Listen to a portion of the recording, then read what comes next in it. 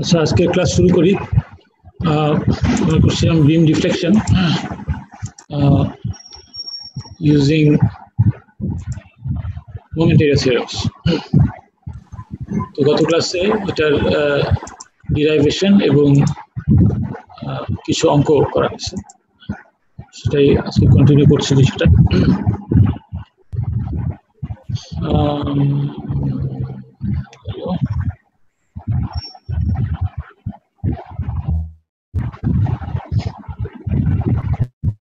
এটুকু পর্যন্ত করা হয়েছে।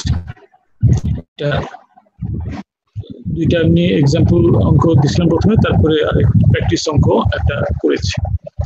যে অঙ্কের বৈশিষ্ট্য ছিল এই যে এখানে ইআই এবিতে এবং বিসিতে ভিন্ন ইআই। এই ধরনের অঙ্ক আমরা সিঙ্গুলারিটি ফাংশন করার সময় দেখিনি, করি নাই। তো এটা একটা অ্যাডভান্টেজ, মোমেন্টারি থিওরেম এটা একটা অ্যাডভান্টেজ যে এটা করা যায় খুব ইজিলি।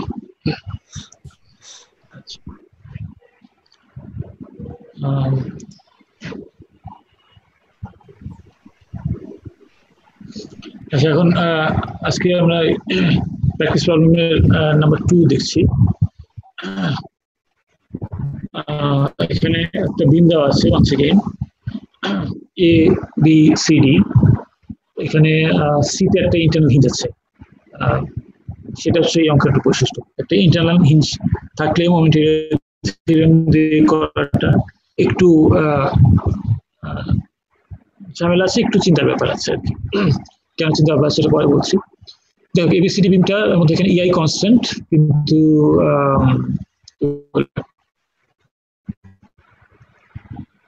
শুধু এবিসি স্প্যানের মধ্যে এটার এবিসি স্প্যানের মাঝখানে একটা পি লোড দেওয়া হয়েছে। দেখ, যাওয়া হচ্ছে theta C minus theta C,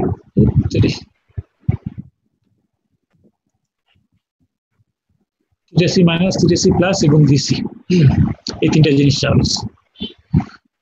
এটা যদি ডিফ্লেক্টেড শেপ আঁকি, ডিফ্লেক্টেড শেপ কোয়ালিটেটিভ, দেখো এতে একটা রোলার সাপোর্ট, তো এখানে ডিফারেন্স হবে, এটা নেমে যেতে চাবে এবিসি এরকম ভাবে, সি পর্যন্ত এটা ঝুলে থাকবে। ডিতে এটা ফিক্সড সাপোর্ট মানে হচ্ছে ডিফ্লেকশন 0, স্লোপ 0, কাজে সি থেকে ডি পর্যন্ত বিমটা হয়ে যাবে এটা।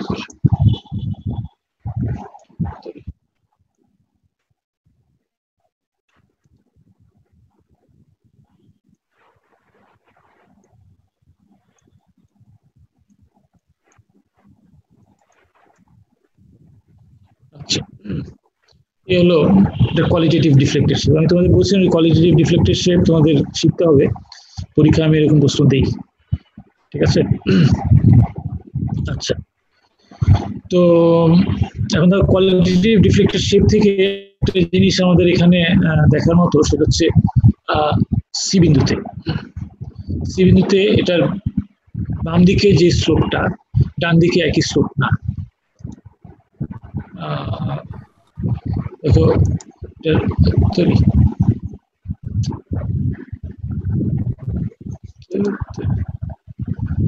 ডিস্টার্বেন্স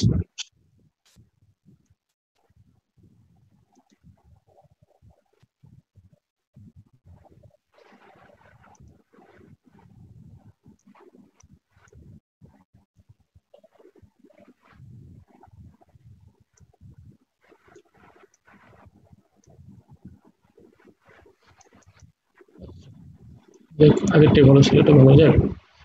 ডান দিকের স্লোপটা যদি চিন্তা করি, এখানে পজিটিভ নিয়ে অ্যান্টি ক্লকওয়াইজ একটা স্লোপ, যেটাকে আমরা থিটা সি প্লাস বলছি,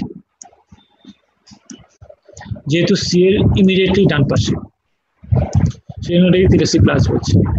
আর সি এর ইমিডিয়েট বাম পাশে যদি হয়, সেখানে এটা স্লোপটা নিয়ে ক্লকওয়াইজ যাবে, এটার নাম দিচ্ছি থিটা সি মাইনাস। দেখো ইন্টারনাল হিঞ্জের বাম পাশে এবং ডান পাশে স্লোপের ড্রাস্টিক চেঞ্জ, বিরাট পার্থক্য আছে।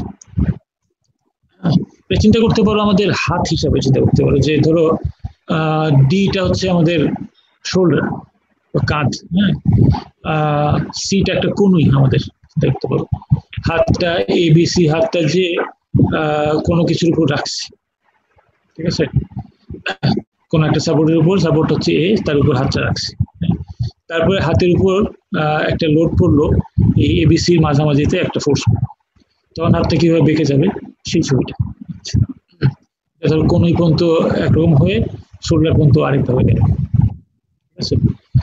তো এখন চাওয়া হয়েছে theta C minus, theta C plus এবং ভিসি, আচ্ছা যাই হোক, যাই চাওয়া হয়, ইভেন্চুয়ালি আমাদের মোমেন্ট এরিয়া থিওরেমে প্রথম কাজটা হচ্ছে বেনিউমেন ডায়াগ্রাম বা এম বাই ইআই ডায়াগ্রাম আঁকা।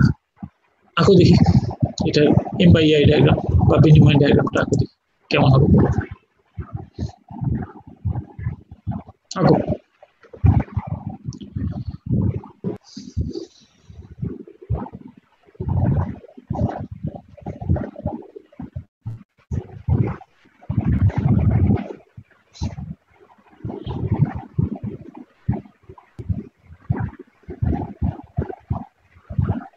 এখানে এ থেকে বি পর্যন্ত ইনক্লাইন লাইন যাবে পজিটিভের দিকে, এবং বি থেকে সি পর্যন্ত স্যার এই নিচে আসে সি তে পয়েন্টে স্যার 0 হয়ে যাবে।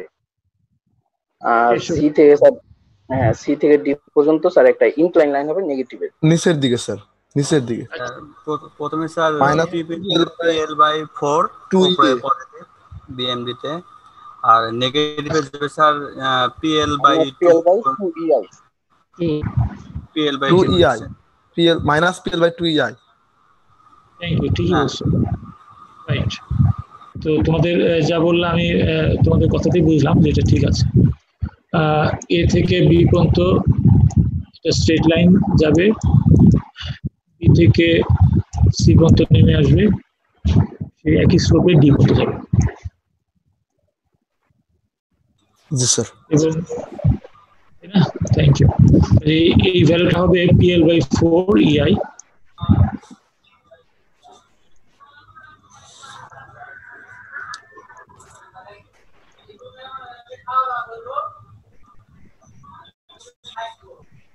আর ডি বিন্দুতে হবে মাইনাস PL/2 EI।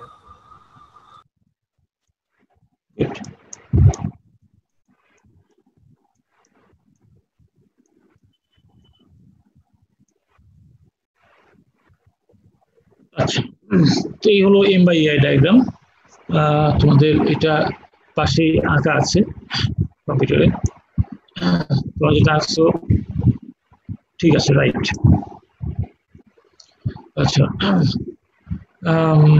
তো দেখো বেনিউমেন ডায়াগ্রাম আঁকা তো তোমরা শিখছো M1-এ, কিন্তু এখানে বেনিউমেন ডায়াগ্রামটা কুইকলি আঁকারও দরকার আছে, কারেক্টলি তো বটেই, কুইকলি আঁকারও দরকার আছে, বিকজ তোমরা অঙ্ক একটা ছোট্ট অংশ হচ্ছে বেনিউমেন ডায়াগ্রাম আঁকা, ঠিক আছে। ওই ডায়াগ্রামটা এঁকে তারপরে কিন্তু ডিফ্লেকশনের ক্যালকুলেশনগুলো করতে হবে। মোমেন্টারি থিওরেম যেখানেই অ্যাপ্লাই করতে বলে না কেন, অ্যাপ্লাই করতে হবে আফটার ইউ ড্র দ্য বেনিউমেন ডায়াগ্রাম বা এম বাই ইআই ডায়াগ্রাম। তো কাজে এইটা কুইকলি আঁকতে হবে। সেজন্য তোমরা যদি ইভেন্চুয়ালি এই এর মতো বা মেকানিক্স ওয়ানের মতো রিঅ্যাকশন বের করো, শিয়ার ফোর্স করো, তারপরে ডায়াগ্রাম আঁকো বেনি মুভমেন্ট, এটা হয়তো বা ঠিক হবে, কিন্তু টাইম লাগবে। তবে আই উড সে যে যদি তোমরা বেনি মুভমেন্ট ঠিক মতো আঁকতে না পারো, তাহলে এই যেমন শিখছো ওইভাবেই করো, শিয়ার ফোর্সে কেটে গিয়ে, কারণ ভুল করাচ্ছে সময় নিয়ে করাটা বেটার। ওকে, এখন তোমার অবশ্য কি পদ্ধতিতে পরীক্ষা দিবা আমি তো জানি না, কিন্তু মানে যদি তোমাদের এরকম সাপ্লাই পাও পরীক্ষা চলাকালে বা হেল্প পাও, যেটা ডায়াগ্রাম পাটপাট করে এঁকে দেওয়া আছে, তাহলে তো আমি বুঝতে পারবো যে কেমন একলা। ঠিক আছে, সেটা নিয়ে আমি পরে কথা বলবো। বাট যাই হোক, যেটা বলতেছি যে কুইকলি এবং অ্যাকুরেটলি বেনিউমেন ডায়াগ্রামটা আঁকার দরকার আছে। আচ্ছা, হয়ে গেল আমাদের বেনিউমেন ডায়াগ্রাম।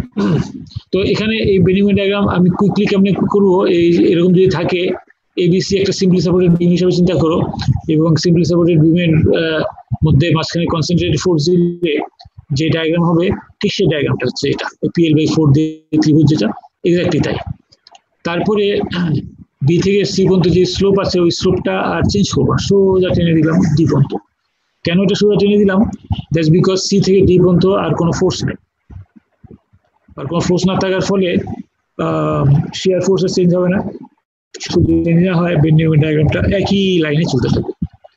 তো সেজন্য এই ধরনের জিনিস যদি কি বলে একটু মুখস্থ রাখো বা মনে রাখো, তাহলে বেনিউমেন ডায়াগ্রামটা আঁকা ইজিয়ার হবে। ওকে, তো ধরে নিচ্ছি বেনিউমেন ডায়াগ্রামটা হয়ে গেল।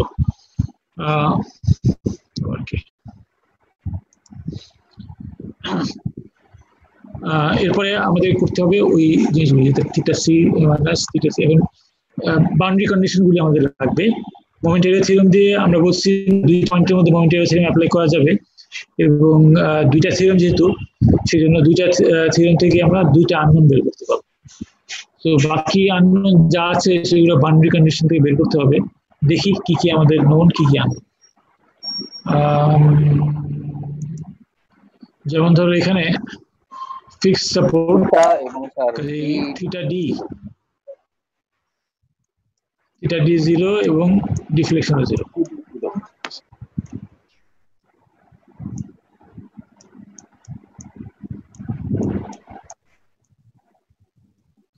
এখানে থিটা ডি 0, ডিফ্লেকশন 0।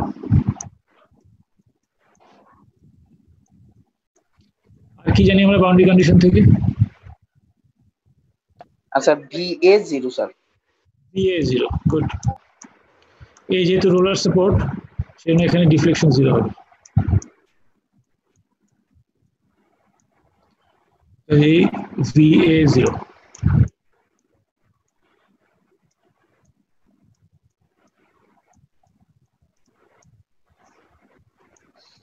আচ্ছা, এই মোটামুটি আমাদের বাউন্ডারি কন্ডিশন গিভেন। এখন বলো, মোমেন্টারি থিওরেম দুইটা পয়েন্টের মধ্যে যদি অ্যাপ্লাই করতে চাই, কোন দুইটা পয়েন্টের মধ্যে অ্যাপ্লাই করব? স্যার একটা ডি থেকে সি পর্যন্ত এতটুকুর জন্য, আরেকটা স্যার এ থেকে সি পর্যন্ত। আচ্ছা, মানে সি থেকে ডি পর্যন্ত আর এ থেকে সি পর্যন্ত। ওকে, ঠিক বলছো। এ থেকে ডি পর্যন্ত না কেন? স্যার ইন্টারনাল হিঞ্জ থাকার কারণে। ইন্টারনাল হিঞ্জ থাকলে সমস্যা কি?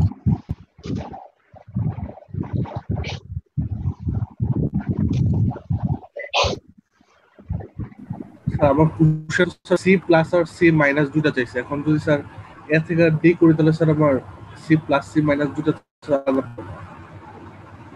হ্যাঁ, ব্যাপারটা অনেকটা সেটাই।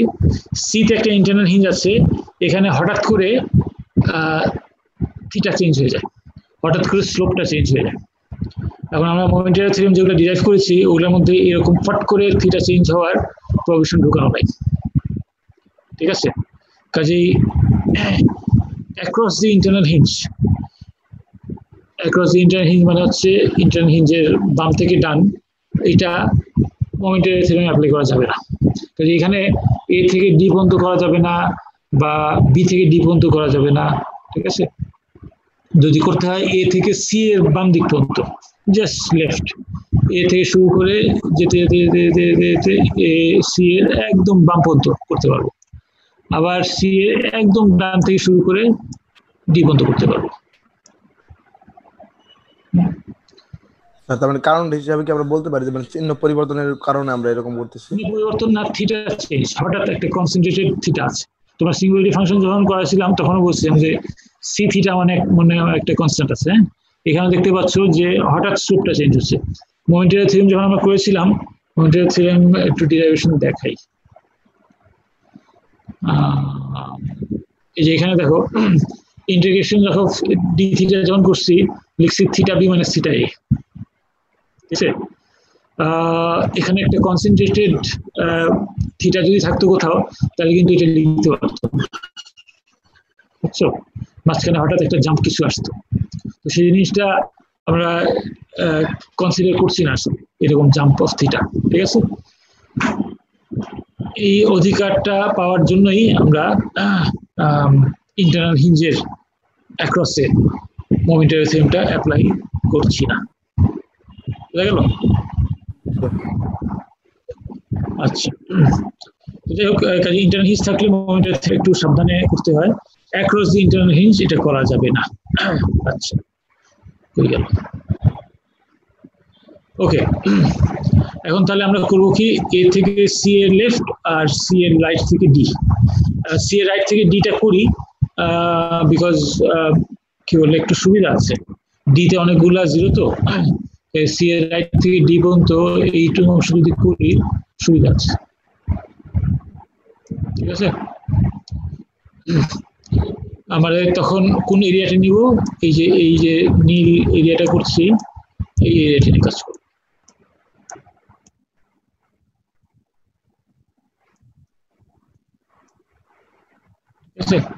সি থেকে ডি পর্যন্ত যখন করছি এই এরিয়াটা নিয়ে কাজ করব।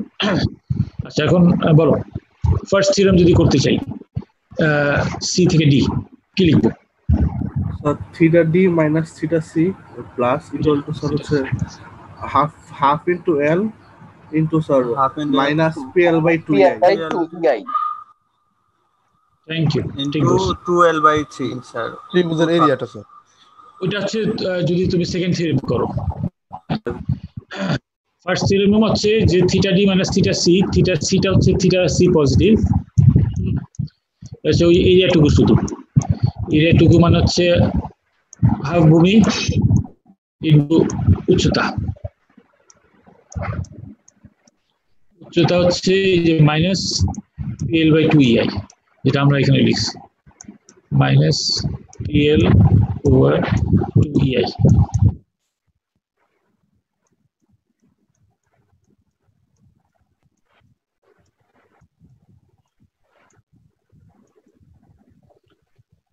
এখান থেকে থিটা ডি লিখতে পারি 0, বাউন্ডারি কন্ডিশন আমাদের ফিক্স সাপোর্ট যেহেতু, এখান থেকে থিটা সি পাওয়া যাবে, theta C positive PL square by 4ei।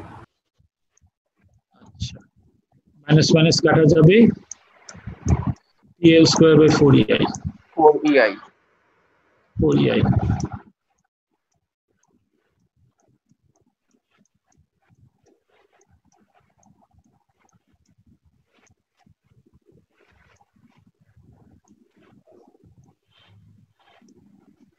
ঠিক আছে, থিটা সি পজিটিভ হলো। এবারে দেখো পজিটিভ আসছে পিএল স্কয়ার 4EI, পজিটিভ মানে অ্যান্টি ক্লকওয়াইজ। দেখো আমরা উপরে ছবিটা দেখতে পারো, এখানে অ্যান্টি ক্লকওয়াইজ দিচ্ছে। তো এই যে স্লোপটা থিটা সি পজিটিভ, সেটা হচ্ছে পিএল স্কয়ার বাই 4EI। আচ্ছা, ওকে, এটা হচ্ছে ফার্স্ট থিওরেম অ্যাপ্লাই করলাম, মোমেন্টারি থিওরেমের থিওরেম 1 অ্যাপ্লাই করেছি। এরপরে থিওরেম 2 অ্যাপ্লাই করি। বলো থিওরেম 2টা কি করব? Sir xd minus xc into theta D minus into BD minus bc equal to sir half L into minus PL by 2ei into 12/3। Good, very good. xd minus xc into theta d minus vd vd minus মানে কি plus হয়ে যাবে, vd plus bc, তাই না? Half into minus PL by 2i into L. এটা তো দেওয়া যাচ্ছে বা পেয়ে গেছে already, minus PL square by 4EI, that's the area. Into 12/3. Minus sign the into 12/3.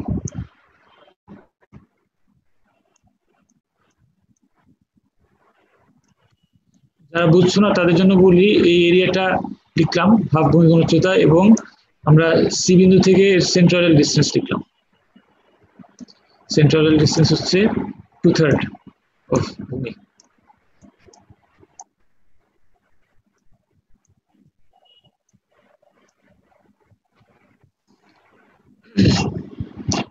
দেখো বাম থিটা ডি হচ্ছে 0, ভিডি 0, কাজে সরাসরি ভিসি বের হয়ে আসবে।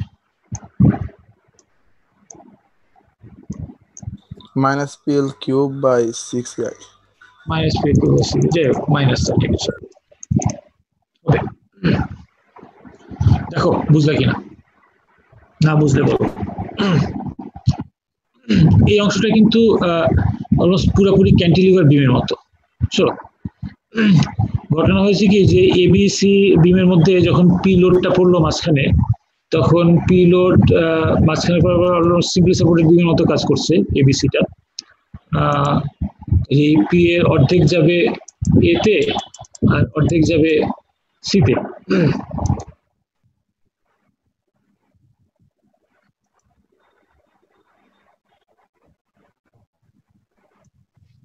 অর্ধেক এতে অর্ধেক সিতে, অর্ধেক এতে গেল, ঠিক আছে, এতে সাপোর্ট রিঅ্যাকশন হয়ে গেল PY2, আর PY2 অর্ধেক যখন বা পি এর অর্ধেক যখন PY2 হিসেবে সিতে পড়লো, তখন সিডি একটা ক্যান্টিলিভার বিম যার মাথায় টিপ লোড হচ্ছে P/2। গতদিন আমরা ক্লাসে করাইছি ক্যান্টিলিভার বিমের মাথায় পি লোড থাকলে কি হবে, তো এখন শুধু সেটা বদলে P/2 লোড আছে। সো রেজাল্টগুলি একদম ক্যান্টিলিভারের মতো, একটু খালি সংখ্যাটা ভিন্ন, যেহেতু পি এর বদলে P2। ওকে, আচ্ছা গেল, তাহলে আমাদের ভিসি পেয়ে গেলাম এবং থিটা সি পজিটিভ পেয়ে গেলাম। বাকি আছে থিটা সি নেগেটিভ বের করা। এটা কেমনি করবো বলো? তো সি থেকে এতে নিব স্যার সি থেকে এ পর্যন্ত স্যার জায়গা নোংরা হয়ে গেছে।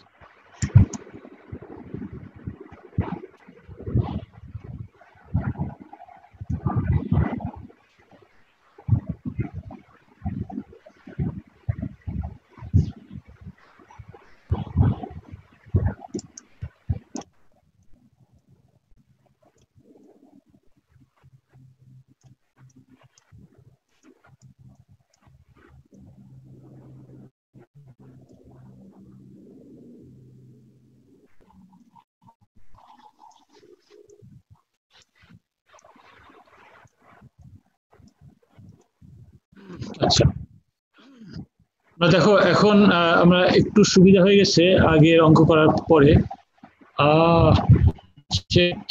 থিটা ডি ভিডি তো ছিলই, এখন আমরা থিটা সিও জেনে গেছি, থিটা সি পজিটিভ জেনে গেছি। আচ্ছা ঠিক আছে, ভিসি জেনে গেছি, সবচেয়ে বড় সুবিধা হচ্ছে এটা। ভিসি এটা জানা হয়ে গেছে। জি স্যার। ভিসিও জানা হয়ে গেছে, ভি এটা তো 0 আছেই। হ্যাঁ, তাই আমরা সেকেন্ড থিওরেম কিন্তু ইজিলি অ্যাপ্লাই করতে পারি।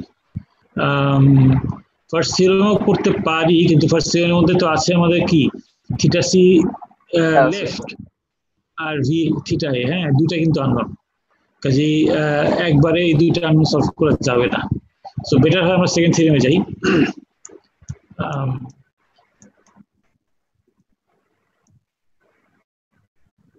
এ থেকে সির মধ্যে করলে xc মাইনাস xc মানে হচ্ছে এল। জি স্যার, এল তো theta C minus into theta C minus minus BC plus BA minus VC plus VA. Good.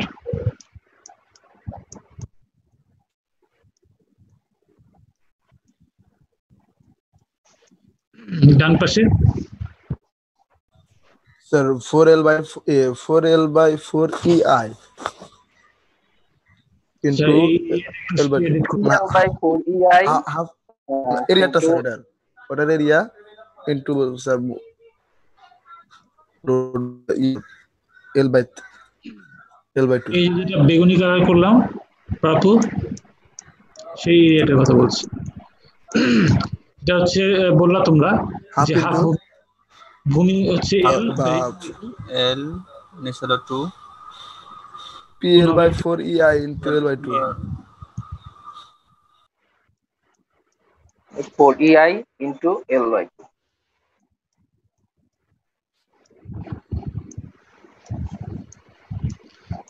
Into গুণ হবে কত?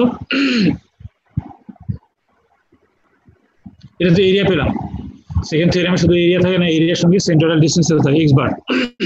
কত এখানে স্যার L by 2 রাইট, মাঝামাঝিতে সিমেট্রিক যেহেতু আছে x বার হচ্ছে L by 2, কাজেই L by 2 দিয়ে গুণ করে দিই।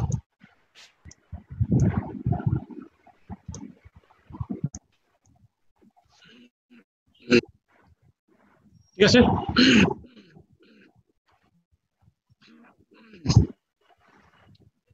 এখানে ভিসি আমাদের জানা হয়ে গেছে, ভিসি হলো কত minus PL cube by 6 EI।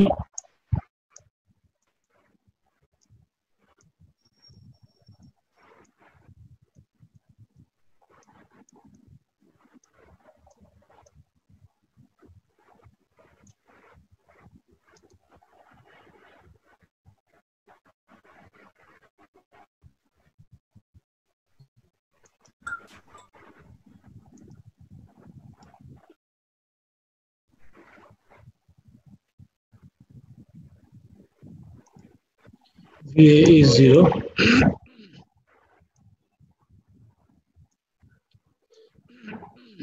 এই একমাত্র আননোন রয়ে যাচ্ছে LC মাইনাস, তো LC মাইনাসটা খুব সহজেই বের হবে।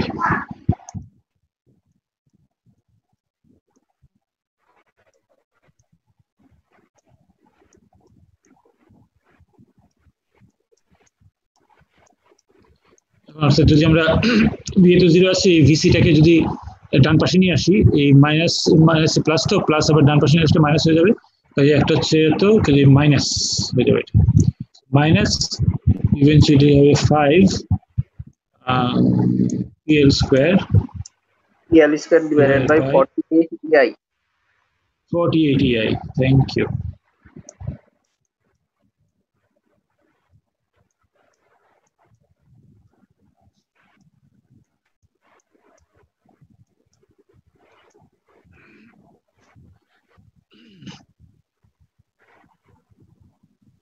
দেখো এটা মাইনাস মানে এটা ক্লকওয়াইজ, দেখো আমাদের ছবি যেটা আসছিলাম ওখানে একটা ক্লকওয়াইজে আসছিল, আর কিছুক্ষণ আগে আমরা থিটা সি প্লাসটা বের করেছি, থিটা সি প্লাসের ভ্যালু ছিল PL square divide by 4 EI positive. কাজেই দেখো এই দুইটার মধ্যে কিন্তু বেশ অনেক পার্থক্য, ভ্যালুতে পার্থক্য আছে, একটা প্লাস একটা মাইনাস, অর্থাৎ একটা ক্লকওয়াইজ একটা অ্যান্টি ক্লকওয়াইজ। ঠিক আছে, তো এই হলো অঙ্কটা। এখন এই অঙ্কটার বৈশিষ্ট্য হচ্ছে এই যে ইন্টারনাল হিঞ্জ থাকার ফলে বাম দিকে এক স্লোপ, ডান দিকে আরেক স্লোপ, এবং এই ইন্টারনাল হিঞ্জ আমি তো বললাম যে এটা আমরা আমাদের হাত হিসেবে মডেল করতে পারি। হাতের উপর একটা কনসেন্ট্রেটেড ফোর্স আছে, দিয়ে আমরা কোনো কিছুতে ধরে আসি, ধরো কোনো একটা পেপার ওয়েট বা কিছু, এনিথিং উঁচু একটা কিছু আমরা ধরে আছি, আর আমাদের এই কি বলে 4 আর্মসটা ABC, তার মাঝখানে একটা লোড দেওয়া আছে, তাতে কি ডিফ্লেকশন হবে সেটা বের করছি। ঠিক আছে, আচ্ছা পরের অঙ্কটায় যাই। আচ্ছা এটা নিচে করা আছে, আমি লেখালেখি যেহেতু ঘিচিমিচি আছে দেখা যাচ্ছে না তো স্পষ্ট, বাট আছে সবই করা। আর এগুলো সবই তোমাদের যেই PDF নোটটা দিছিলাম সেমিস্টারের শুরুতে তার মধ্যে করা আছে। আচ্ছা এখানে আরেকটা অঙ্ক আছে, এইটা calculate VA using moment area theorems. বলো এর বৈশিষ্ট্য কি? স্যার এটা হচ্ছে statically indeterminate sir. Statically indeterminate. আচ্ছা, তো দেখো আমাদের তিনটা অঙ্ক দেখাচ্ছি। তিনটার প্রথমটা ছিল ইআই ভ্যারিয়েবল, দ্বিতীয়টাতে ছিল মাঝখানে ইন্টারনাল হিঞ্জ আছে, এবং তৃতীয়টা এটা হচ্ছে স্ট্যাটিক্যালি ইনডিটারমিনেট। সো মোমেন্টারি থিওরেমের অঙ্কের এই জাতীয় বৈশিষ্ট্য থাকতে পারে, একটার মধ্যে একটা না থাকতে পারে। যেমন এই ক্ষেত্রে আমরা ইআইটা ভ্যারিয়েবল করে দিচ্ছি, যদি খুব একটা কাজে খুব একটা আসবে কাজে, বাট অত সিরিয়াসলি না। যাই হোক, ঠিক আছে, statically indeterminate, that is the main issue, এখানে মেইন প্রবলেম। এক্ষেত্রে সিঙ্গুলারিটি ফাংশনের অবশ্য একটু সুবিধা আছে। স্ট্যাটিক্যালি ডিটারমিনেট আর ইনডিটারমিনেট দুইটা করতেই মোটামুটি একই রকম এফোর্ট। স্ট্যাটিক্যালি ইনডিটারমিনেটে আলাদা খুব একটা এফোর্ট লাগে, কিন্তু এই কি বলে মোমেন্টারি থিওরেমে করতে গেলে স্ট্যাটিক্যালি ইনডিটারমিনেটে আলাদা এফোর্ট লাগবে। আচ্ছা, কেন আলাদা এফোর্ট লাগবে আমরা একটু কথা বলি। যে এখানে মোমেন্টারি থিওরেম দিয়ে অঙ্কটা করতে গেলে প্রথম কাজ যেটা করতে হবে সেটা হচ্ছে কি, বেন্ডিং মোমেন্ট ডায়াগ্রাম আঁকতে হবে। এখন স্ট্যাটিক্যালি ইনডিটারমিনেট বিমের বেন্ডিং মোমেন্ট ডায়াগ্রাম কেমনি আঁকবো?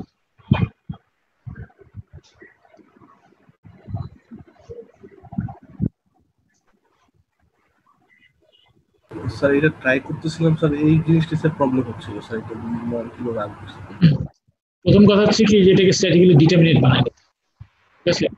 দেখো এটা স্ট্যাটিক্যালি ইনডিটারমিনেট কেন, ইয়ে বলতে পারি যে এখানে আরবি যে রিঅ্যাকশনটা আছে সেটা আছে। আরবি রিঅ্যাকশন যদি না থাকতো তাহলে এটা কিন্তু একটা সুন্দর ক্যান্টিলিভার বিমের মতো বিহেভ করতো, বা ক্যান্টিলিভার বিম হতো আর কি, বিহেভ করতো না, ক্যান্টিলিভার বিম হয়ে যেত, যেটা মাথায় একটা টিপ তো আরবি রিঅ্যাকশনটা আছে।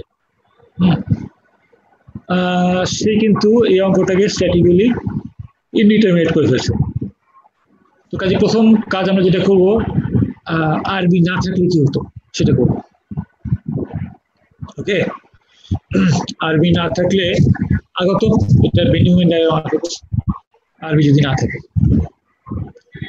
স্যার এ থেকে পর্যন্ত স্যার নেগেটিভ একটা ইনক্লাইন লাইন হবে। স্যার এ থেকে বি -50 আর হচ্ছে স্যার সি বিন্দুতে স্যার 200 হবে, মানে এটা ইনক্লাইন হবে। ঠিক আছে, 0 থেকে 200, 0 থেকে 200, এইটা হচ্ছে -50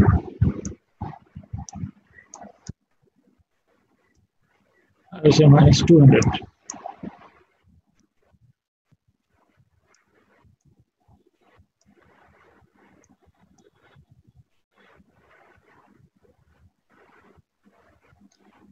ঠিক আছে, এই হলো বেন্ডিং মোমেন্ট ডায়াগ্রাম। এখন যদি ইআই দিয়ে যদি ভাগ করি, এবি আর বিসির মধ্যে ইআই পার্থক্য আছে। এবি একরকম ইআই, বিসিতে এখন এবির ইআইটা বড়, বিসিতে ছোট।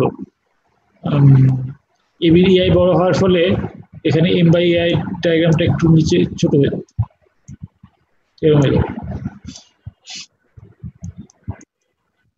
আর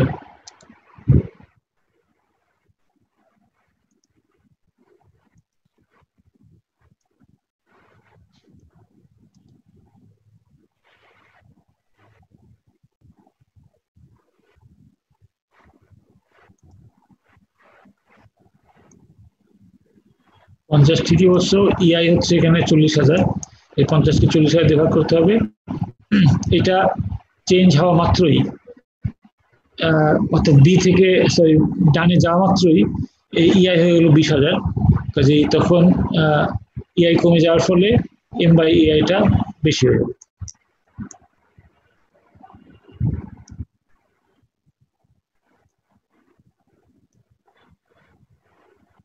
এই হলো অবস্থা। 200 ডিভাইড বাই এটাকে ইআইবিসি নাম দিই, ইআই নাম দিই এটাকে ইআইবিসি।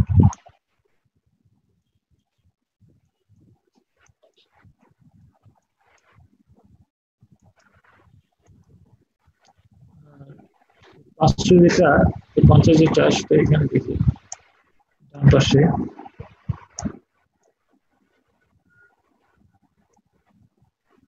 So 1.25 into 10 to the power. ঠিক আছে like this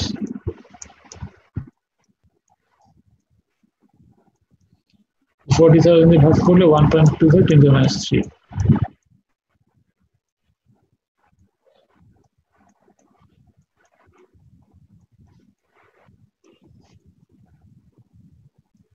এখানে 50 কে 40,000 ভাগ করলে 5 10 to the power minus 3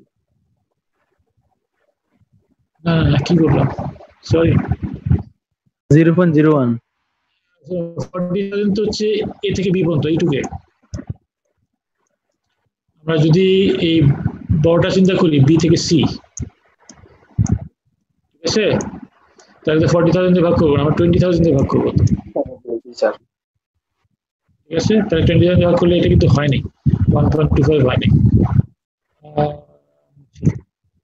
2.5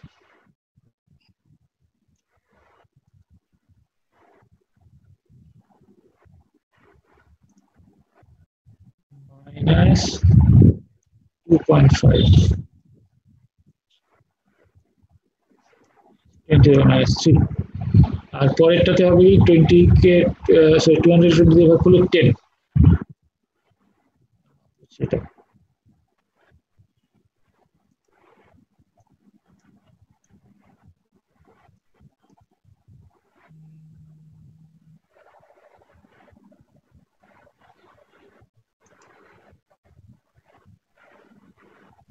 এটাকে যদি স্যার 20,000 ভাগ করি তাহলে স্যার 2.0 মাইনাস 0.0 আচ্ছা লিখি 10 into 10 to the minus 3 লিখি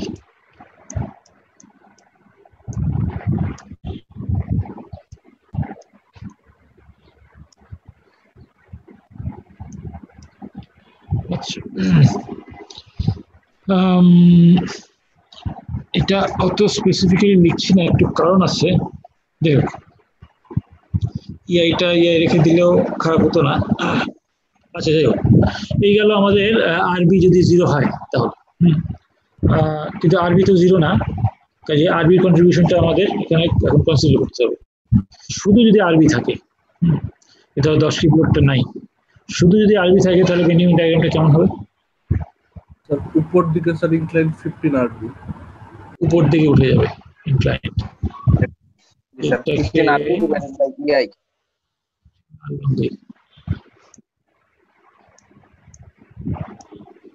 15 into RB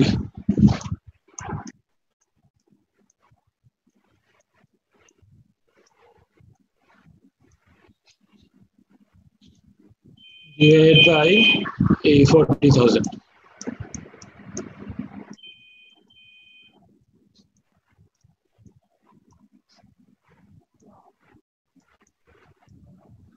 তো এটাকে লিখতে পারি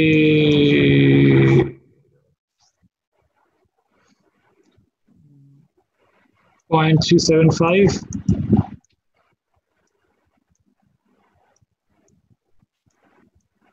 RB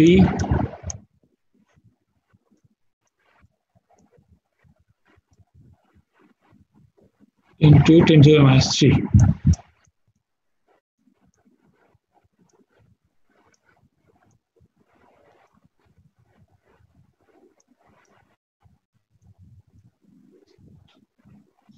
ঠিক আছে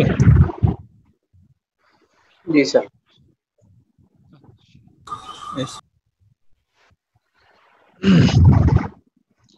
এখন আমাদের ক্যালকুলেশন করতে হবে বেনিয়ামিন ডায়াগ্রাম তো হয়ে গেল ডিফ্লেকশন এন্ড হোয়াটএভার ক্যালকুলেশন করতে হবে ক্যালকুলেশনের আগে আমাদের বাউন্ডারি কন্ডিশন জানতে হবে বাউন্ডারি কন্ডিশনটা কি স্যার এখানে থিটা সি 0 বিপি 0 আর স্যার বিবি 0 গুড ঠিক আছে লিখি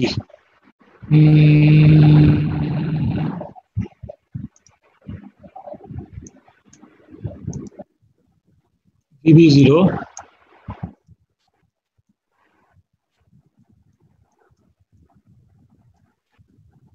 theta C এবং VC দুটোই 0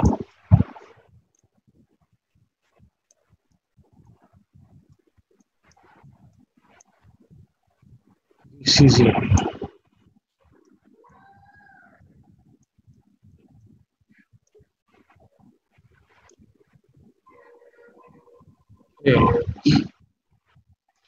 কালো দিয়ে যে তিনটা লিখছি এগুলো হচ্ছে বাউন্ডারি কন্ডিশন।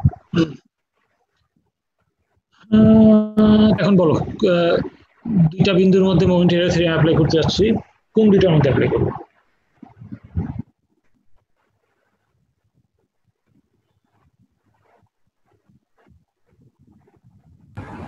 স্যার বিসির মধ্যে স্যার আমার এখানে এই বিসির মধ্যে অ্যাপ্লাই করা একটা সুবিধা হবে, কারণ এখানে থিটা সি ভিসি এবং ভিবি তিনটাই 0 আছে। আচ্ছা, তাহলে এখন বলো বিআরসির মধ্যে অ্যাপ্লাই করলে আননোন কয়টা আছে?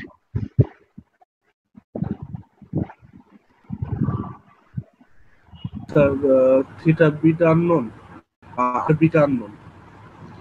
গুড, দুইটা আননোন।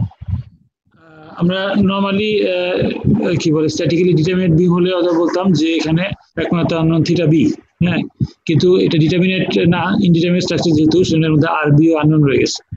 তাই যে আমাদের বি থেকে সির মধ্যে যদি মোমেন্ট নিয়ে কাজ করতে চাই, বেনি মোমেন্ট ডায়াগ্রাম নিয়ে কাজ করতে চাই, এখানে আরেকটা আননোন ভিতরে ঢুকানো আছে, আর বি।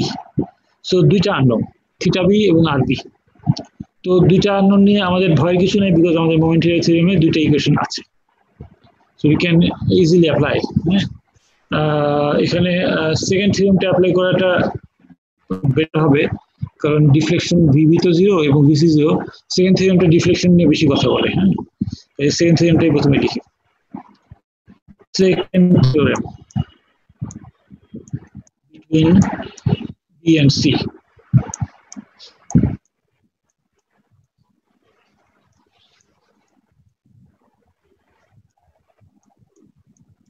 তাহলে বাম পাশে থাকে কি xc minus xb into theta c, অর্থাৎ 15, হ্যাঁ, 15 into theta c, তাই না? জি sir, minus bc plus c plus BB plus va bb plus b, sorry, va তো না, vb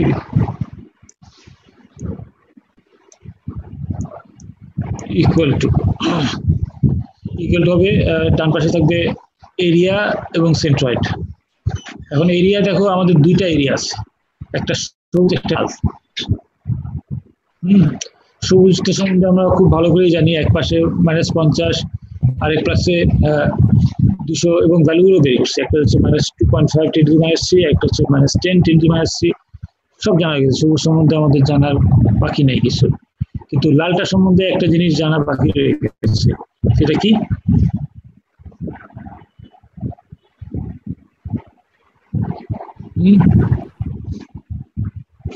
লালটার আরবির মানটা জানি না স্যার। আরবি মানটা জানি। আচ্ছা, তাহলে আমরা এক কাজ করি, প্রথমে এই সবুজকে দুইটা ভাগে ভাগ করে নিই। দুইটা ভাগের মধ্যে দুইটাই ট্রায়াঙ্গেল করি। কি কালারে ভাগ করব? নীল দিয়ে দিই।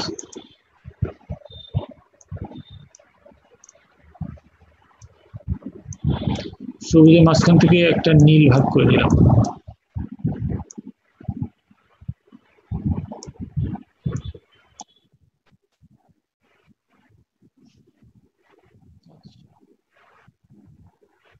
আর বাকি একটা সবুজ ভাগ রয়ে গেল। আচ্ছা, বলো সেকেন্ড থিওরেম যদি অ্যাপ্লাই করি,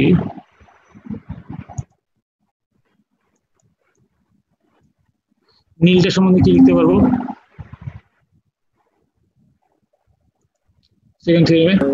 স্যার 15 স্যার বাই হাফ মানে হাফ ইনটু মানে 15 বাই 15 হাফ ইন্টু ভূমি ইন্টু উচ্চতা, হ্যাঁ, হাফ ইন্টু ভূমি হচ্ছে 15, উচ্চতা হলো এই -2.5 × 10⁻³ তাই না? স্যার। জি স্যার।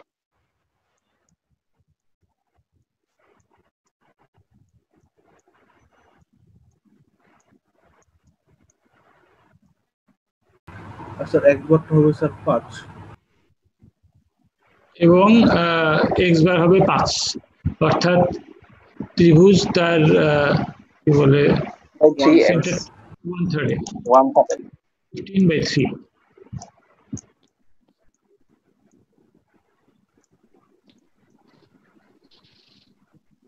ছবিটা আঁকা আছে, বাট হয়তো আমাদের লেখার জন্য দেখা যাচ্ছে যে লিখলেই ভালো। হয়ে গেল নীলাংশটা হাফ ভূমি উচ্চতা ইন্টু L/3। এগুলো সবই হচ্ছে ত্রিভুজের এরিয়া অ্যান্ড সেন্ট্রয়েড এর ফর্মুলা। হ্যাঁ, এটা আহামরি কোনো ফর্মুলা লিখছি না, ত্রিভুজের এরিয়া এবং সেন্ট্রয়েড। তারপর রয়ে গেছে যে আদা খাওয়া একটা সবুজ আর একটা লাল। ওকে, এই দুইটা আমরা একসাথে কনসিডার করতে পারি, বিকজ দুইটাই একই রকম ত্রিভুজ ইন দ্য সেন্স যে দুইটাই শুরু হয়েছে বিতে 0 হিসাবে এবং সিতে ভ্যালু বেশি হয়ে গেছে 15 ফিটের মধ্যে। সো দুইটারই হচ্ছে ভূমি হচ্ছে 15 ফিট, লিখি তাহলে সবুজ দিয়ে। কাজে হাফ ভূমি হচ্ছে 15/2,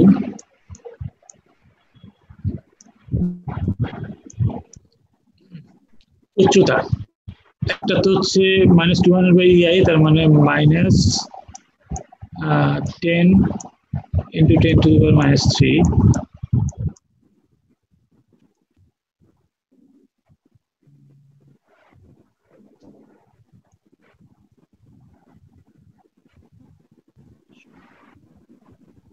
ঠিক আছে, -10⁻³ আর এর সেন্টারটা কোথায় আছে?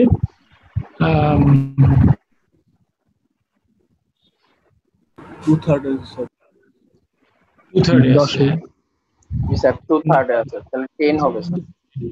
তাহলে 10, হ্যাঁ ঠিক আছে। So what we are talking about is এই ত্রিভুজের সেন্ট্রয়েড কোথায় আছে? 2/3।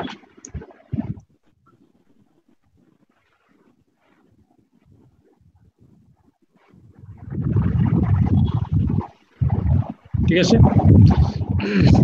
বাকি রয়ে গেল লালটা। লালটা নিয়ে আমরা এখনো কিছু করি নেই। লালটার হাইটটা হচ্ছে 0.375 × 10⁻³। আচ্ছা, দেখো এই লাল আর সবুজ কিন্তু একই রকম ট্রায়াঙ্গেল, খালি এখানে সবুজের মধ্যে যেখানে -10 আছে সেখানে লালের মধ্যে আছে 0.375 × RB। ঠিক আছে, আদারওয়াইজ সবুজ এবং লাল কিন্তু একই।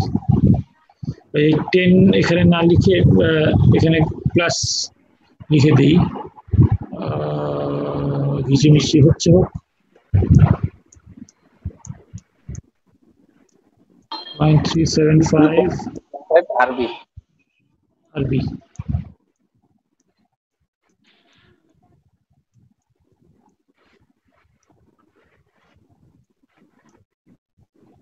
আচ্ছা, 10⁻³ পুরাটার উপরে আছে।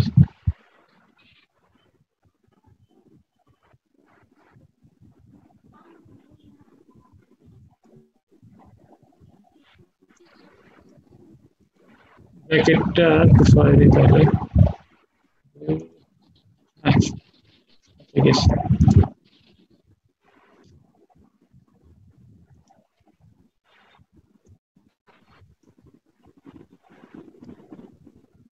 -3 তো বুঝে হয়ে গেছে।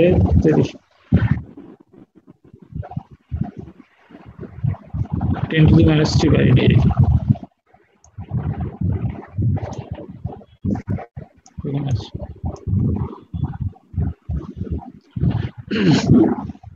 যাক মোটামুটি যদিও ঘিচিমিচি কিন্তু বোঝা যাচ্ছে আশা করি।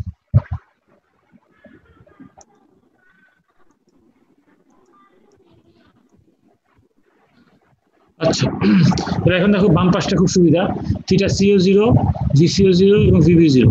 তো এই ডান পাশ একেবারে কিছু নাই বাম পাশের মধ্যে।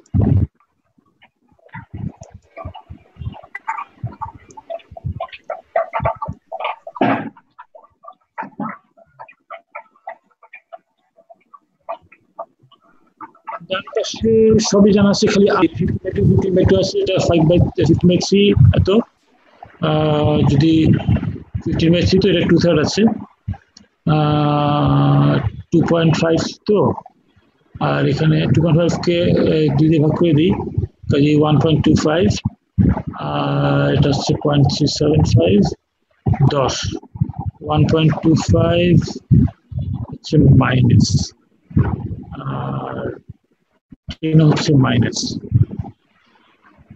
প্লাস মাইনাস বাম পাশে নিয়ে আসি,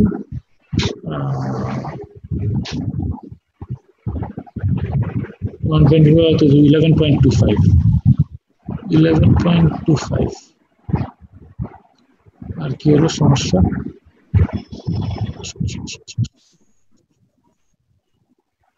Uh, 1.25 10 to the minus 3, 4.374 minus 3, 2/3, তো 1/3 কাটা গেল, তো 1.1 মাইনাস, আর বি খালি প্লাস, এটা মাইনাস, -10,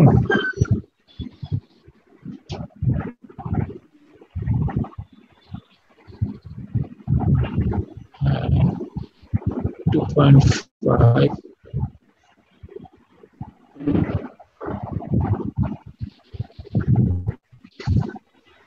.375,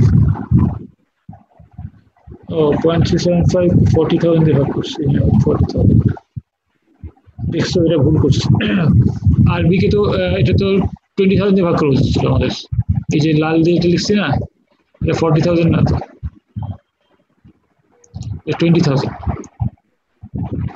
এ থেকে বি এর মধ্যে 20,000 না, এটা ভুল হচ্ছে তো, এটা 0.375 না, এটা 0.75 হবে। তাহলে দেখো আমরা যে ইআইটা ইউজ করেছি এই বি থেকে সির মধ্যে, এটা কিন্তু 20,000 হবে,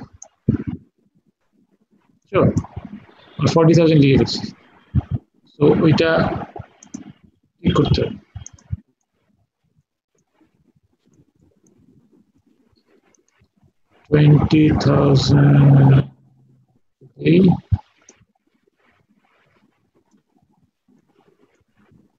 এটা 0.375 না, এটা 0.75।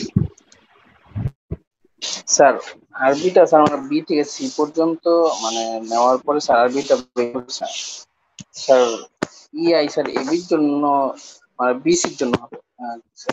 জি স্যার বুঝতে পারছি। আচ্ছা, যদি 0.75 যদি হয় এখন, তাহলে সহজ, আমি হিসাব করতেছি 15 কি হবে,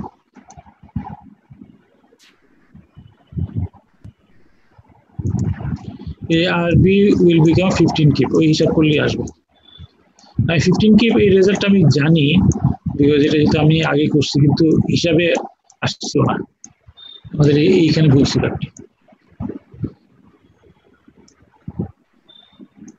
আরবি 15 কিপ,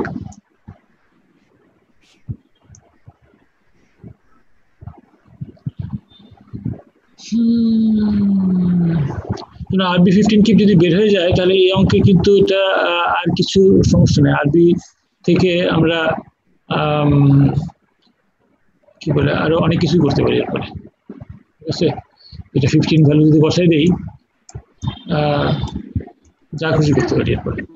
আমাদের চা হয়েছে ভিটা ডিরেক্টলি করতে চাইলে এ থেকে সি পর্যন্ত যদি সেকেন্ড থিওরেম অ্যাপ্লাই করি, মোমেন্টারি থিওরেম একবারে হয়ে যায়। তো যেটা তোমাদের এই হ্যান্ডআউটের পিছনে করা আছে, হ্যাঁ, 15 কিপ করার পরে, তো এটা আমি তোমাদের দিয়ে দেবো ইনশাআল্লাহ, যদিও তোমাদের হ্যান্ডআউট অলরেডি দেওয়া আছে।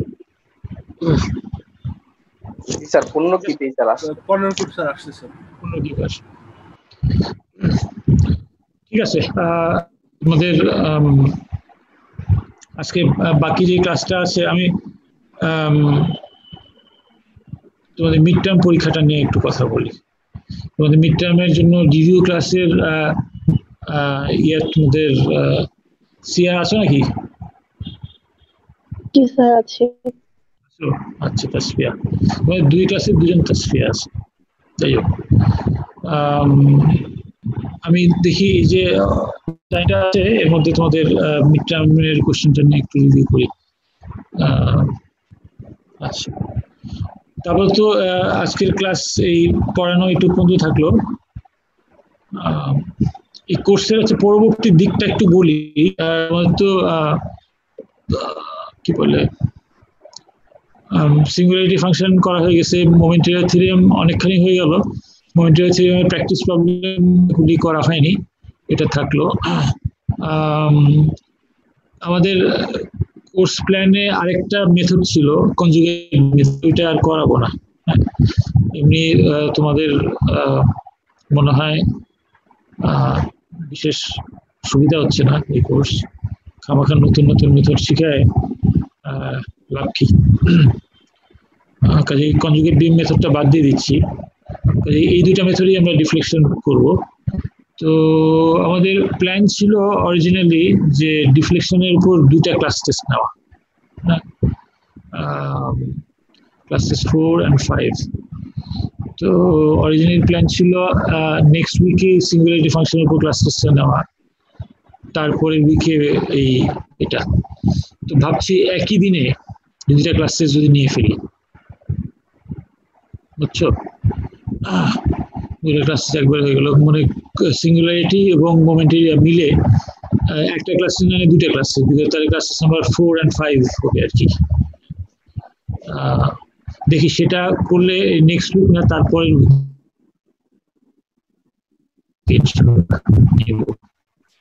আমরা আগামী উইকে এই মোমেন্টারি শেষ করি। শেষ তো হচ্ছে এক্সাম, বাট প্র্যাকটিস প্রবলেমগুলো তো করা হয়নি। তো আগামী উইকে ইনশাআল্লাহ মোমেন্টারি থিওরেমটা শেষ করে ক্লাস টেস্ট হয়তো বা তারপরের উইকে, মানে যেটা যাই হোক 12 উইকস স্যার। হ্যাঁ, 2টা এখন স্যার 10 উইক চলতেছে স্যার, এটা 10 উইক চলতেছে। 12th উইকে তোমাদের একই দিনে 2টা ক্লাস টেস্ট নিয়ে নিলে 4 and 5 দুটো হয়ে গেল। ঠিক আছে, দেখি তাহলে তোমরা সুযোগ পেলে প্র্যাকটিস করতে থাকো। আচ্ছা, তোদের মিড টার্ম নিয়ে একটু কথা বলি। Review of mid term exam. প্রথমেই কথা হচ্ছে কি যে মিড টার্ম পরীক্ষা তোমার তো বলছে অবস্থাটা কিরকম। অবস্থা খুবই খারাপ। কি বলে, এত খারাপ আমার অভিজ্ঞতায় পড়ে না। আমি তো 20 বছর ধরে ইউপিতে পড়াচ্ছি। অক্টোবর 2000 আমি ইউপিতে শুরু করছিলাম, তো এখন তো সেপ্টেম্বর, তো আগামী মাসে ইনশাল্লাহ আমার 20 বছর হয়ে যাবে ইউপিতে। তো আমি আশা করছিলাম যে বোধহয় এর মধ্যে করোনা এসে সব উল্টাপাল্টাই হয়ে গেল। বাট দেখো, তাদের সাথে আমার যেই খেলাটা চলছে, চোর পুলিশ খেলাটা প্রথম দিকে একটু ইন্টারেস্টিং ছিল, যে আমি তোমাদের ধরার চেষ্টা করি, বা নকল ধরার চেষ্টা না, আমি ধরার চেষ্টা ছিল যে নকল যেন করতে না পারো সেই বিধি ব্যবস্থা করার চেষ্টা করি, কিন্তু তোমরা ঠিকই নকল করে। বেশ ক্যাট অ্যান্ড মাউস খেলা, টম অ্যান্ড জেরি খেলার মতো বেশ মজারই ছিল শুরুর দিকে। কিন্তু এখন things have got serious. Cat and mouse খেলতে খেলতে যে যখন ইনজুরি চলে আসে, বা রক্তারক্তি চলে আসে, বা মৃত্যু চলে আসে, তখন কিন্তু এটা আর মজা থাকে না। এখন সেই পর্যায়ে চলে গেছে, মানে পর্যায়ে চলে গেছে, মৃত্যু পর্যায়ে চলে যাবে যদি ক্যাট অ্যান্ড মাউস খেলাটা ফাইনাল পর্যন্ত চলে। মৃত্যু এখনো হয় নাই মনে হয় আমার কাছে, কিন্তু ইনজুরি রক্তারক্তি হয়ে গেছে। তোমাদের ক্লাস টেস্টেও হয়েছিল এবং মিড টার্মেও বিরাট রকমের রক্তারক্তি, ঠিক আছে। কিন্তু মানে তোমরা কিন্তু ক্যাট অ্যান্ড মাউস খেলায় জিতছো, আই মাস্ট অ্যাডমিট যে ওই খেলায় তোমাদেরকে হারাতে পারেনি, যে তোমাদের নকল প্রিভেন্ট করার জন্য বিভিন্ন রকম ব্যবস্থা চিন্তা করছি আমি বা অন্যান্য ফ্যাকাল্টি মেম্বাররা। ধরো রোল নাম্বার অনুযায়ী ডেটা চেঞ্জ করে দিই, তাতে লাভ হয় না। আচ্ছা, তারপরে কি করলাম, 2 সেট প্রশ্ন, তাতেও লাভ হয় না। তারপরে মিড টার্মে কি করলাম, একটা প্রশ্ন একবার দেওয়া, যাতে করে তোমাদের নকল একেবারে ভাবে না করতে পারো, একটু ডিস্টার্ব যেন হয়ে যায় নকল করতে চাই, একেবারে সংঘবদ্ধভাবে যেন নকলটা করতে না পারো। তো কিন্তু তোমাদের ফ্রেন্ডের উপর আমি কোট আনকোট রাখছি, ফ্রেন্ডশিপটা এত স্ট্রং বা নকলশিপ এত স্ট্রং যে তোমরা যেমন করে হোক এদিক ওদিক ঘুরায় নকল করে ফেলছো। কিন্তু প্রবলেমটা হয়ে গেছে কি, যে নকল তো করলা, নকল করে তোমাদের যে নকলের লিডার, হ্যাঁ, তাদেরই দোষ, তারা ঠিক মতো তোমাদেরকে নকলটা সাপ্লাই দিতে পারেনি, বুঝছো? এখন ধরো একদম যে পারফেক্টলি কেউ নকল দিয়ে দেয়, এটা দেখে যদি তোমরা কেউ করো, আমাদের পক্ষে কিন্তু বের করাটা মুশকিল হয়। পারফেক্ট তো করছে, এটা তো ভুল তো কিছু করেনি, এখানে সমস্যা কি? হ্যাঁ, সে তার রোল নাম্বার অনুসারে ডেটা মতো করে যদি করে, পারফেক্ট যদি করে, আমাদের পক্ষে ধরা মুশকিল হয়। হ্যাঁ, কিন্তু আমাদের পক্ষে ধরাটা সহজ হয়ে যায় যে তোমরা ভুল করো মাঝখানে কিছু, সবাই যদি একই ভুল করো। যেমন ফর এক্সাম্পল, কেউ যদি তোমাদের জিজ্ঞেস করে যে তোমাদের ইউনিভার্সিটির নাম কি, ইউএপি, হ্যাঁ, আচ্ছা, তো সবাই যদি হয়তো জানলা না, কেউ জানতো না, হয়তো ধরে না ইউএপির নাম জানো না, কিন্তু নকল করে সবাই বললো UAP UAP UAP UAP UAP. এখন তোমরা কি এটা জেনে শুনে বলেছো না নকল করে বলেছো, এটা কিন্তু বের করা মুশকিল হবে। কিন্তু যদি তোমাদের যে নকল সাপ্লাই দিল সে যদি বলে যে ইউনিভার্সিটির নাম হচ্ছে ইউএ, এবং সবাই যদি বলে ইউপিএ ইউপিএ, তখন তো এটা বের করা খুব সহজ হবে যে ওরা নকল করেছে কারো কাছ থেকে। কারণ একই ভুল সবার হওয়ার কথা না, তোমাদের এটাই হয়েছে। তোমাদের যারা নকলটা সাপ্লাই দিয়েছেন, নকল সাপ্লাই দিয়েছেন কি, এটা অবশ্য আমি এটা আর একটা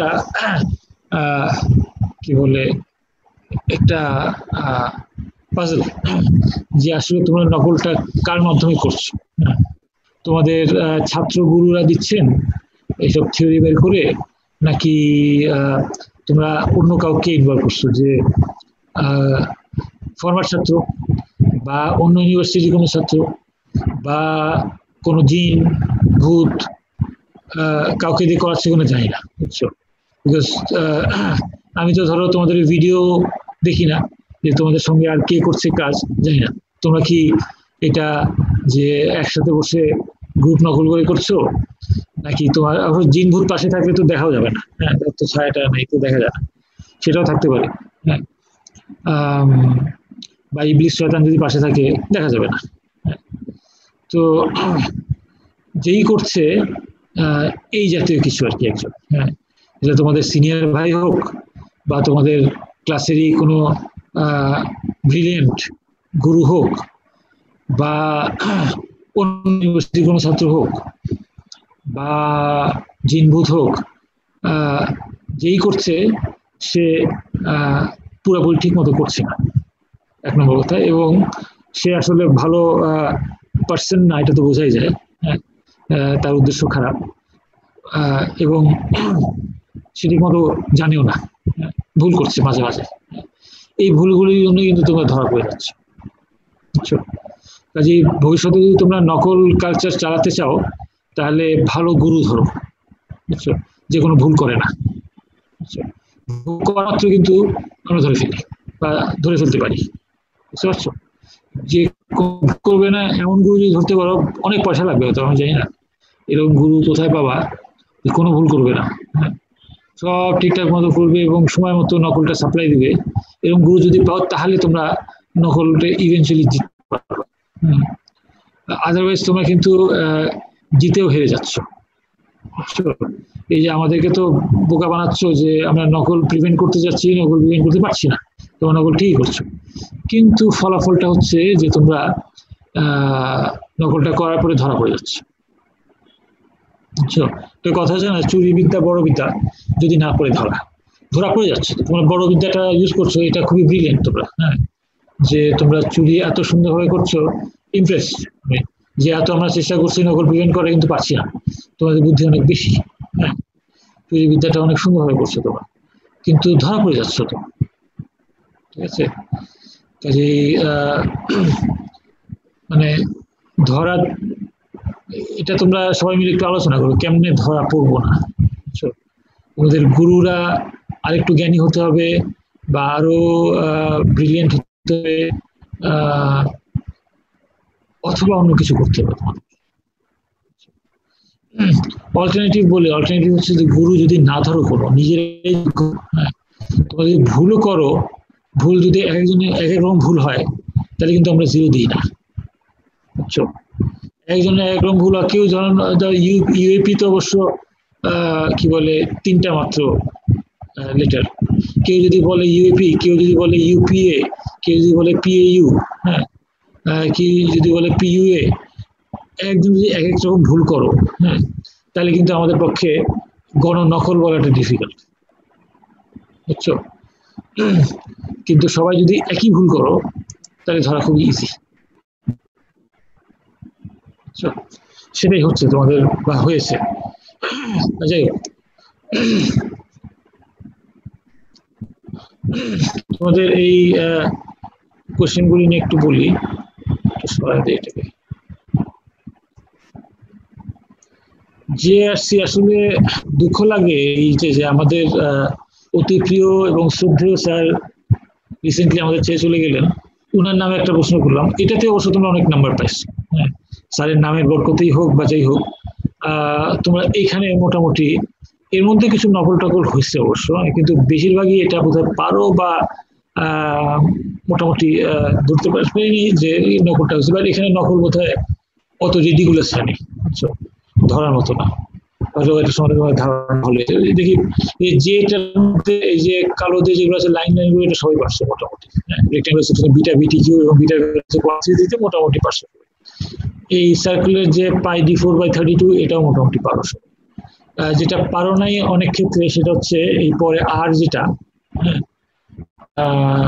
সেটাতে এই জায়গাটায় বেশিরভাগই পারো নাই।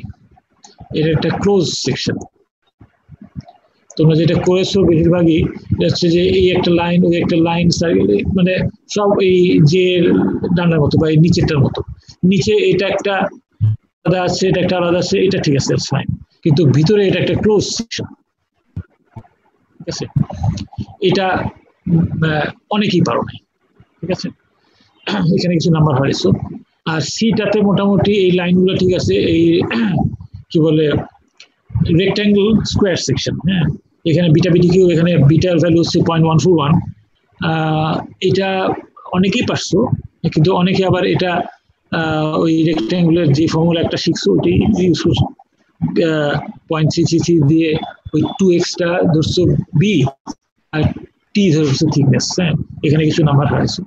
তারপরেও এই কোশ্চেনে তোমাদের বললাম তো পুরো 2 সেকশন মিলে একজন ছাত্র পাইছি যে একটা প্রশ্নে 10-এ 10 পাইছে, হ্যাঁ। বাই দ্য ওয়ে পুরা 2 সেকশন মিলে হাইয়েস্ট নাম্বার হচ্ছে 32, এই সেকশনের মেহেদি, সে পাইছে 32, এবং তার একটাতে আমি 10-এ 10 দিচ্ছি, এইটাতে আরেকটাতে 10 9.5, আরেকটাতে ওদের 5, 7 এরকম মিলে সে 32 পাইছে। That's the highest mark. এবং আর মনে হয় না যে সে নকল করেছে বা করাইছে, ওটাকে জিজ্ঞেস করে তো অবশ্য কোনো একটা লাভ না, আশা করছি সত্যি বলছি, আমার দেখেও মনে হয় না যে সে নকল করেছে বা করাইছে, ঠিক আছে? কারণ সে যেভাবে করছে ওইভাবে আর কেউ করেনি, সে পেয়েছে 32। তো সে একটা প্রশ্নে সে 10-এ 10, এটা 10-এ 10 পেয়েছে। আর কেউই তোমাদের এই যে 4টা প্রশ্ন করছি 10-এ 10 কেই পাওনি কোনোটাতে, ঠিক আছে? আচ্ছা, যাই হোক, এই হলো আমি এখানে যে অঙ্কটা করছি এটা আমি রোল নাম্বার 0 হিসেবে ধরে করেছি, এই হচ্ছে করা। তো জিনিসটা সোজা, তোমরা পারো, কিন্তু কি বলে এটাতেই তোমরা যা নাম্বার পাওয়ার পাইছো। অনেকেই কিন্তু এরকম আসছে যে এটাতে পাইছো হয়তো 6, 6.5 বা 8, হ্যাঁ, বাকি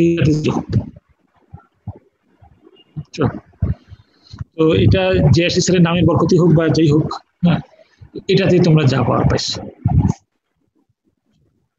বাকি তিনটাতে অনেকেই 0 পাইছো। কারণটা বলি, যেটা বললাম, তোমার 0 পাওয়ার কারণ হচ্ছে যে নকলটা করছো এটা ঠিক মতো হয়নি। নকলটা হয়তো ঠিক মতোই করছো, কিন্তু যে সাপ্লাই দিচ্ছে ঠিক মতো পারেনি। এটাতে বলি যে যমুনা বীজের যমুনা বীজ কেন দিচ্ছিলাম, পরেরটা জীবনে অসংখ্য প্রজেক্ট আছে, তার মধ্যে আমাদের এখানে পরিচিত 2টা প্রজেক্টের ছবি দিয়েছে। আচ্ছা, যাই হোক, এখানে সমস্যা হচ্ছে কি, তোমরা এখানে আমি কি বলছিলাম যে ডাইরেক্ট শিয়ারটা বের করতে, হ্যাঁ, ডাইরেক্ট শিয়ার স্ট্রেস দেওয়া আছে, এফ ফোর্সটা বের করতে বলছিলাম। আচ্ছা, এফ ফোর্সটা বের করতে যে অনেকেই করছে কি যে হ্যাঁ, ফোর্স বাই এরিয়া তো হচ্ছে ডাইরেক্ট শিয়ার স্ট্রেস, কিন্তু এরিয়া দিয়ে তোমরা করছো কি এই এরিয়াটা করছো,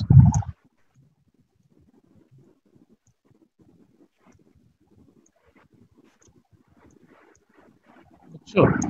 এই এরিয়া কিন্তু এ না, এই এরিয়া যেটা আঁকলাম শেডেড, এটা হচ্ছে এনক্লোজড এরিয়া, যেটা টর্শনে কাজে লাগে। এবং অলমোস্ট কেউই এটা পারো নাই। এই যে এ যেটা বললাম, এ বাই এই এরিয়াটা হচ্ছে এই যে কংক্রিটের যে এরিয়াটা, এই যে রেক্ট্যাঙ্গেলে এটা length into thickness, length into thickness, এই লেংথ ইন্টু থিকনেস, এটা করে যে এরিয়াটা আসলো সেই এরিয়াটা হওয়া উচিত।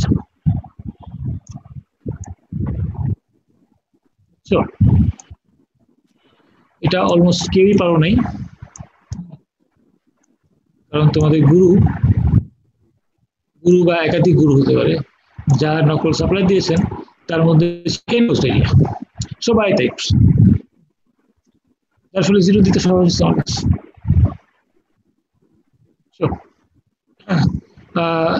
এই এরিয়া দিয়ে যদি এফ বের করো, এফ বের করার পরে এখান থেকে দূরত্ব নিতে পারো, এটা এইচ এবং এটা h/4, কাজে h plus h/4 into F,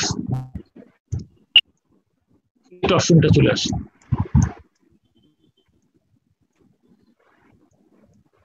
ফোর্সটা দূরত্ব করলেই হতো। এরপর টর্শন কোর্সে তোমরা অনেকেই এফ এর ভ্যালু লিখছো আর পিএসআই, এফ তো ফোর্স, এটা পিএসআই হয়ে গেল, এবং এটাও একটা সংক্রামক ব্যাধি, পিএসআই সব পিএসআই সবাই পিএসআই। আচ্ছা, তারপরে টর্শন বের করার সময় অনেকেই করছে কি এইটা দ্বিগুণ করছে, আসলে এটা হবে এই পুরাটা দ্বিগুণ, খালি তোমরা h/4 দ্বিগুণ করছো, এটা অনেকেই। তারপরে টর্শনটা ভুল হয়েছে, টর্শনটা ভুল হয়েছে, বড় কথা হচ্ছে টর্শন যে পদ্ধতিতে করছো সবাই একই ভুল, একই টাইপের ভুল, যার ফলে তোমাদের নকল ধরা খুবই সহজ হয়ে গেছে আমার পক্ষে। এই টর্শন করার পরে তোমাদের টর্শনাল শিয়ার স্ট্রেস আসবে এরকম, tau equal to 2 divide by t divide by 2at।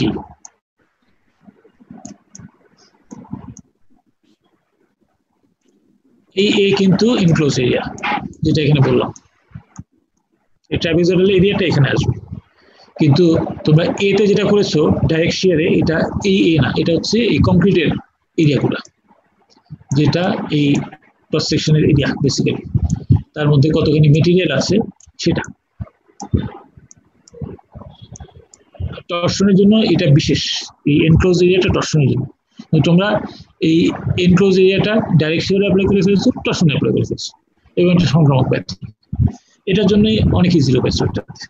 আচ্ছা, সবচেয়ে বেশি 0 নাম্বার 3-তে পাইছো, এবং বললাম তো যেটা এটা পদ্মা ব্রিজের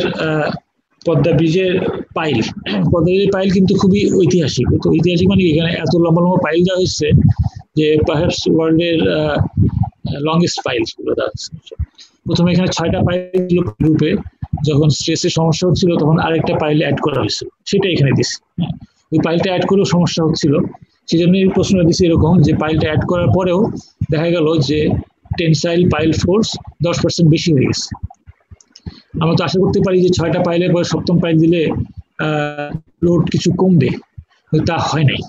প্রশ্ন এটাই দিচ্ছি যে 10% বেশি হয়ে গেল, সেখান থেকে মোমেন্টটা বের করো। এই বিষয়ের কারণ হচ্ছে মোমেন্টটা, ঠিক আছে? তো তোমরা মোমেন্টের ধারে গেছে না। এখানে দেখো আমি হরাইজন্টাল ফোর্স দিয়ে রাখছি, হরাইজন্টাল ফোর্সটা এই অঙ্কে কোনো কাজেই লাগে না। তোমরা যেটা করেছো এখান থেকে পি বাই এরিয়া একটা বাইর করছো, যেটা তোমাদের বানানো এরিয়া, আবার এই হরাইজন্টাল ফোর্স থেকে আরেকটা বাইর করছো। ফর্মুলা ওই যে তোমাদের কি বলে জয়েন্ট করানোর সময় এই ধরনের ইয়েতে যেটা করেছিলাম কম্পোজিট শিয়ার স্ট্রেস করার সময়, ওই ফর্মুলা ইউজ করছি। v1 square plus v2 square plus 2v1 v2 into cos 60 বেলা কি এখান থেকে ব্যাস এটা করে দিচ্ছি। এবং এটা মহামারী, সবাই মহামারী করে করছো, এবং মোমেন্টটা কি সুন্দর বের করছো, সবাইটা কি যে করছো মোমেন্টটা, এবং মোটামুটি কি যে করছো সবাই কি যে করছো। এটাতে জিরো দেওয়া ওয়াজ দি ইজিয়েস্ট। অথচ এখানে আমি শিয়ার ফোর্স সম্বন্ধে কিছু জিজ্ঞাসা করিনি। এখানে হচ্ছে ম্যাক্সিমাম টেনসাইল ফোর্স, এবং যেটার ফর্মুলা ছিল এরকম, যে তোমাদের ক্লাসে করানো হয়েছে। এটা অলমোস্ট কেউ ইউজ করো করানো হয়েছে এই ফর্মুলা দিয়ে, এবং ফর্মুলা এরকম করাইছিল। এই ফর্মুলা দিয়ে জিজ্ঞেস করছে যে নর্মাল ফোর্সের জন্য অঙ্ক, শিয়ার ফোর্স না এখানে। তোমরা সব শিয়ার ফোর্স দিয়ে করে, এবং বললাম তো যে গুরু বোধহয় যা করছে বা আমি জানি না কে করছে, সেটা দিয়ে সবার একই অঙ্ক। আচ্ছা, আরেকটা কথা হচ্ছে কি, যে তোমাদের বলছিলাম যে কম পেজ করলে একটু ভালো হয়, বুঝছো? বেশি বেশি পেজ করলে তোমাদেরও কষ্ট, আমারও কষ্ট। দেখো এইগুলা একটা অঙ্ক নিচে আধা পৃষ্ঠা অঙ্কটা করছে। কাজে আমি যদি ছাত্র হইতাম, আমি এটা 4 পৃষ্ঠায় করতে পারতাম কিনা জানি না, আরো কমে হয়তো করতে পারতাম। মানে আমি আমার কথা বলছি না, এগুলো করার মতোই অঙ্ক, কম পেজে করার মতো, কম স্পেসে করার মতো অঙ্ক। এটা তোমাদের সুবিধা হতো। এটা যদি 2 পৃষ্ঠায় করতে পারতাম পুরো মিড টার্ম, আর ক্লাস টেস্টের জন্য আরেকটা পেজ, তাহলে তোমাদের জন্য অনেক ইজি হতো জিনিসটা। যাই হোক, আচ্ছা, তারপরে অঙ্কটা ওই একই ইয়াতে, কিন্তু এখানে হরাইজন্টাল ফোর্সটা কাজে লাগে। এখানে অঙ্কটার মধ্যে বলছি কি, যে এখানে calculate maximum normal stress and shear stress in the central pile. Central পাইলে নরমাল স্ট্রেস এবং শিয়ার স্ট্রেস বের করা খুবই সহজ। এই পাইল যেটা আছে, এই 6টা পাইল তো, 7টা পাইল তো, 7 দিয়ে ভাগ করে দাও, সেন্ট্রালের ফোর্সটা কত বেশি আসবে। এখানে আর কোনো এক্স ওয়াই এর কিছু ব্যাপার নেই, যেহেতু সেন্ট্রাল পাইল কথা বলছি। এখানে এক্সও 0, ওয়াইও 0। এখানে পি কে 7 দিয়ে ভাগ করে দাও, তুমি এই ফোর্সটা পেয়ে যাবে। তাকে এরিয়া তো দেওয়া আছে 10 ফিট ডায়ামিটার। তোমরা অনেকে 10 ইঞ্চি ধরছো, আসলে এটা পাইল অনেক বিশাল বিশাল। 10 ফিট ডায়ামিটার বলছি, এই যে আচ্ছা, এটা আগের ইয়েতে বোধহয় বলছি, এই যে 10 ফিট ডায়ামিটার পাইল, ঠিক আছে? 10 ফিট ডায়ামিটার দিয়ে করলে স্ট্রেস বের হয়ে যায়, নরমাল স্ট্রেসও বের হয়ে যায়, আর শিয়ার স্ট্রেসও বের হয়। শিয়ার ফোর্সকে তুমি 7 দিয়ে ভাগ করো, শিয়ার একটা ইয়ে পেয়ে যাবা, ফোর্সটা পেয়ে যাবা। তো পরে মোট স্ট্রেস রাখতে বলছি, কাজে নরমাল স্ট্রেস যেটা পাইলা সেটা হচ্ছে sigma Y Y, shear stress যেটা পেলে টাউ এক্স ওয়াই, সেখান থেকে মোট স্ট্রেস রাখতে হবে। মোট স্ট্রেস কি অলমোস্ট কেউই আঁকতে পারেনি ঠিক মতো। মোট স্ট্রেস আঁকলেও এর কি প্রতীকী একটা আঁকছে।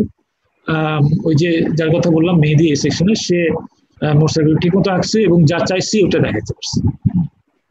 ওখানে বলছি প্রিন্সিপাল প্লেনগুলিও দেখাও, একমাত্র সেই পারছে ঠিক মতো। এই তো মোট সাইকেল ফর্মুলা আইডিয়াস, এবং সাইকেলটা আঁকি নেই, বাট এখানে এই দিয়ে আঁকা যায় মোট সাইকেল রেখে, প্রিন্সিপাল প্লেনগুলিও দেখা যাবে। একটা হচ্ছে 22 ডিগ্রি, এটা 7 ডিগ্রি। এই হচ্ছে অঙ্কটা 4 নম্বর। আচ্ছা, এরপরে হচ্ছে ক্লাস অঙ্ক। এখানে যেটা তোমরা মহামারী ভুল করছো, যেটা হচ্ছে এখানে দেখো 2টা অঙ্ক দিচ্ছে, একটাতে 2 দিকে সাপোর্ট আছে, একটাতে এক সাপোর্ট চলে গেছে। তোমরা বেশিরভাগই যেটা করছো 2 দিকে, এখানেও সাপোর্ট দিয়ে দিচ্ছ, তাহলে আর উল্টা করলো কেন বিল্ডিংটা? এই সাপোর্ট 2টা যদি থাকে, পার্থক্যটা কি তাহলে এই এ আর বি এর মধ্যে? তুমি বেশিরভাগই এরকম দিচ্ছ। আচ্ছা, এটা তোমাদের ধরার প্রথম একটা উপায় যে আচ্ছা ঠিক আছে সব ফিক্স। তারপরে কি করছো, অঙ্কটা করতে যে নর্মাল স্ট্রেস বের করতে যে বেন্ডিং মোমেন্ট যেটা করছো W(L²/8, এখানে W(L²/8 কোথেকে আসবে? এটা কনসেন্ট্রেটেড ফোর্সেস। এখানে যদি মোমেন্ট ইউজি করতে হয় ইউজি করতে হয় PL/4 বা কিছু একটা। W(L²/8 করছো, ঠিক আছে, আমি W(L²/8 হয়তো মাফ করে দিতাম, কিন্তু এটা যখন মহামারী আকারে দেখা গেছে মাফ করা তো মুশকিল। আমার বোঝাতে সবাই নকল বের করছে। আচ্ছা ঠিক আছে, তারপরে বের করলাম নর্মাল স্ট্রেস, গেল গেল গেল গেল। আচ্ছা প্রিন্সিপাল স্ট্রেস এই পর্যন্ত বেশি করতে পারবে তোমরা বোধহয়। নকল এটার খুব একটা সাপ্লাই পাও নাই। হ্যাঁ, প্রথমটা নিয়ে যেরকম পাচ্ছ নকল সাপ্লাই, এটার নকল সাপ্লাই পাইতে পাইতে দেরি হয়ে গেছে, ততক্ষণে টাইম ওভার হয়ে গেছে।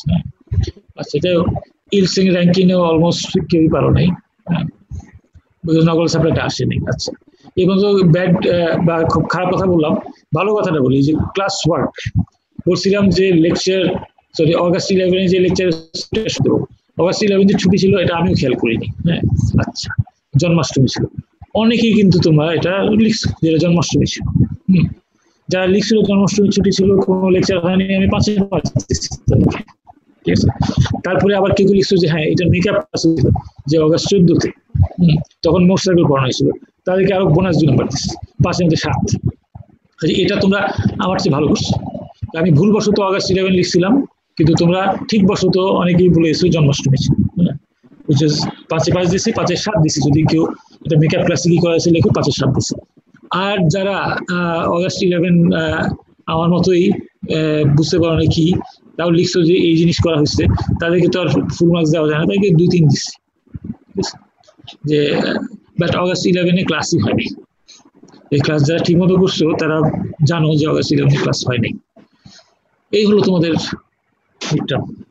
তো যেটা বললাম যে দেখো, আমি তোমাদেরকে নকল প্রিভেন্ট করার অনেক চেষ্টা করে হেরে গেছি।